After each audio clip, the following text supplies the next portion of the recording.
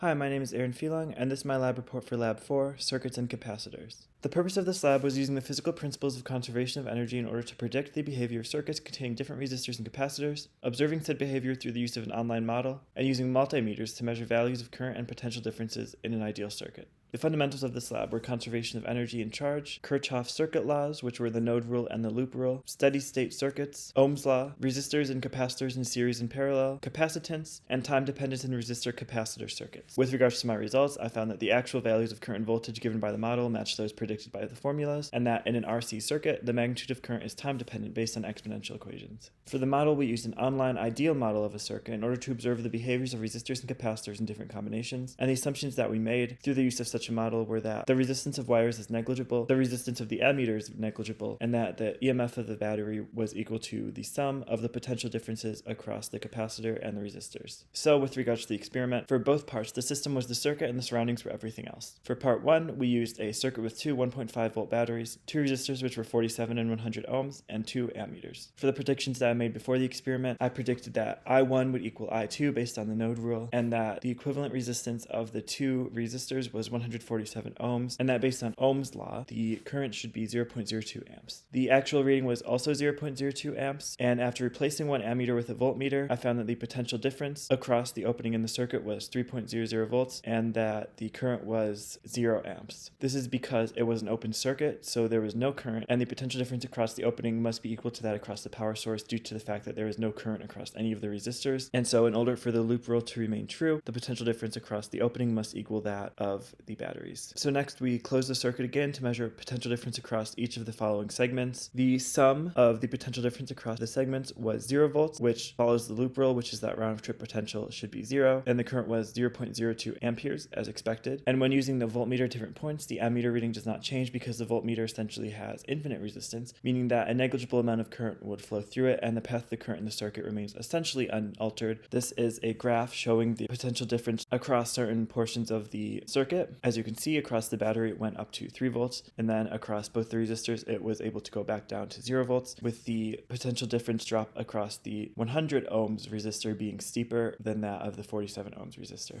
Next, I connected one ammeter in parallel with the 100 ohm resistor, and the current reading increased to 0.06 amperes. This was because less current came into contact with the 100 ohm resistor since it split at the node based on the node rule, and since the ammeter has 0 ohms of resistance, the effective resistance of this portion of the circuit basically decreased, ultimately increasing current since the current equals the potential difference divided by the resistance. I then calculated the resistance for each of the following parts in the circuit, and for both the resistors it was higher than expected due to the low precision of the ammeter. For part 2 of the experiment, we used a 10 ohm bulb, a 20 ohm light bulb, a 9 volt battery, and a 200 millifarad capacitor. The battery was first connected to the 10 ohm bulb and the capacitor in series. The bulb initially starts bright, then decreases until completely going out as the capacitor is charging, and the current decreases from its maximum down to 0. Next, I disconnected the battery, and the bulb once again lit up very brightly at first, and then decreased down to 0 until going out due to the capacitor discharging, and the current decreases from its maximum down to 0. For the 10 ohm bulb, it took about 10.5 seconds to charge and 12.4 seconds to discharge, and for the 20 ohm bulb, it took about 17.3 seconds to charge and 22.3 to discharge. Next, I took several readings for the potential difference across the capacitor as a function of time over the course of 20 seconds, and this was the case for a 9 volt battery, a 200 millifarad capacitor, and a 30 ohm light bulb this time. We found that the potential difference of the capacitor should change according to the following exponential equation, which when linearized produces the following. I then graphed my data, being the natural log of both sides, and found the following line of best fit. Based on the equation from the previous slide, the slope of the line of best fit should be equal to -1 over RC, the time constant, and in this case, RC was equal to 6 seconds. The expected RC was 6 seconds, showing that the expected matched up with the experimental. Further discussion. For any potential model discrepancies, there likely were none for this experiment, since we used an ideal computer model of a circuit in order to collect data. For sources of error, once again because I used the ideal model of the circuit, their likely only source of error was human error. For the what-if questions. What if you were doing this lab in real life and used an actual ammeter instead of an ideal simulated ammeter?